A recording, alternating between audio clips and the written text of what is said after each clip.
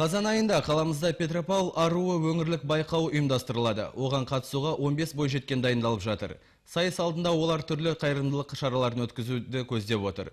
Жоспарға сай отбасылық үлгідегі балалар ауылына барып, тәрбиеленушілерге сыйлықтар тарту етті.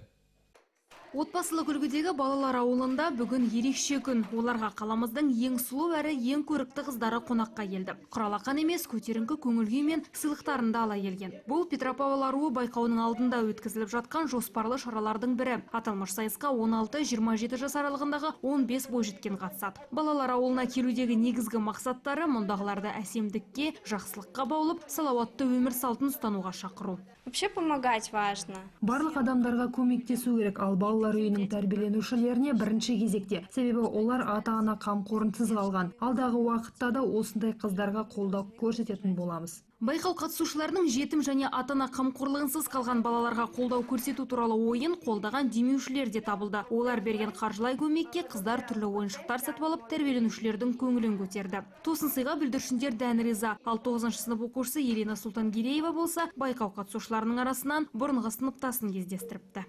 Желаю, чтобы они победили, особенно Шевелевой Анне. Менің сыныптасым Шевелева Аннада Петропавл аруы байқауына қатысады екен. Бүгін оны көргеніме қуаныштымын. Әрине сайыс қатысушылардың барлығына сәттілік тілеймін. Олар бізге ойыншықтар сыйлады. Маған мына ат қатты ұнады. Мен ат алғыстың, ризашылықтың белгісі деп білемін. Сондықтан бізге келіп көтеріңкі көңіл-күй сыйлаған құрбыларыма алғысым шексіз. Отбасылық үлгідегі балалар ауылында 50 шақты тәрбиеленуші бар. Оларға қонақтар жиі келе бермейді. Сондықтан бүлдіршіндер әрбір мейманға қуанышты. Петропавл аруы байқауының қатысушыларында құшақ жая қарсы алып, сайыстың сәтті өтуін тіледі. Фариза Жазитова, Анатолий Беланок, ақпарат.